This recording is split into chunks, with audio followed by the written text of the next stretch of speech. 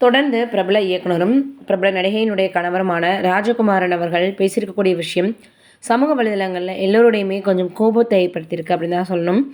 இயக்குனர் ராஜகுமாரன் பேட்டி ஒன்றில் துருவ் விக்ரம் மற்றும் விக்ரம் பற்றி பேசியிருக்கக்கூடிய கருத்துக்கள் சர்ச்சையை ஏற்படுத்தியிருக்கு. சமீப காலங்களில் பிரபலங்களை சுற்றி தொடர்ச்சியாக சர்ச்சைக்குரிய கருத்துக்களை பேசி வருகிறார் நடிகை தேவயானி அவர்களுடைய கணவர் இயக்குனர் ராஜகுமாரன். அண்மையில் கமல் ஒன்றும் அவ்வளவு பெரிய நடிகர் இல்லை அப்படின்னு இயக்குனர் மகேந்திரன் பற்றி கருத்து சொல்லி ரசிகர்களால் கடுமையான விமர்சனத்திற்கு ஆளானார். ஆனால் தற்போது நடிகர் விக்ரம் மற்றும் அவரது மகன் துருவ் விக்ரம் பற்றி பேட்டி ஒன்றில் மீண்டும் சர்ச்சைக்குரிய விதமாக பேசியிருக்காரு.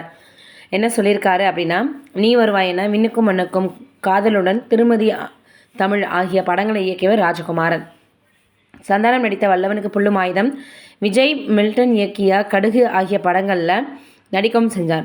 சமீபத்தில் அவர் என்ன பண்ணியிருக்காரு, கமல் அவர்களை பற்றி பேசும் பொழுதுனா, கமல் நடித்த ஒரு சில படங்களே நல்ல படங்கள், மற்றபடி அவர் ஒன்றும் பெரிய நடிகர் இல்லை அப்படின்னு நிறைய படங்களை இயக்கிய ராமநாராயணனை விட்டுவிட்டு ஒரு சில படங்களை இயக்கிய இயக்குனர் மகேந்திரனை கொண்டாடுறாங்க அப்படின்னு அவர் கருத்து தெரிவிச்சிருந்தார்.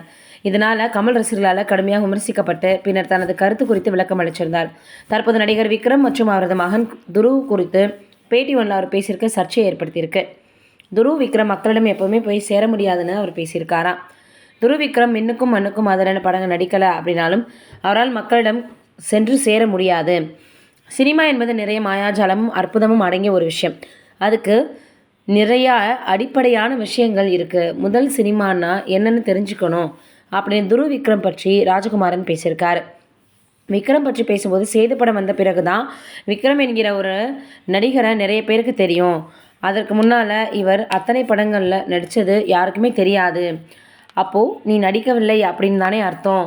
விக்ரமுக்கு ஒன்று ரஜினி மாதிரி நடிக்க தெரியும், இல்லை என்றால் கமல் மாதிரி நடிக்க தெரியும். தன்னை ஒரு நடிகனாக அடையாளப்படுத்தி கொள்வது அப்படின்றது விக்ரமுக்கு தெரியலை. சேது படத்திற்கு பிறகு தான் விக்ரம் தன்னுடைய பாதையை கண்டுபிடிச்சாரு. அதுவும் முகத்தை கோணலாக வச்சுக்கிட்டு கையை திருப்பி கொண்டு நடித்தால் நடிகன் என்று நம்பி விடுவார்கள்னு நடித்தார். என்னுடைய மின்னுக்கும் மண்ணுக்கும் படத்தின் போது தான் விக்ரமுக்கு நிறைய பட வாய்ப்புகள் வந்துச்சுன்னு விக்ரம் பற்றி பல்வேறு கருத்துக்களை சொல்லியிருக்கிறார் ராஜகுமாரன்.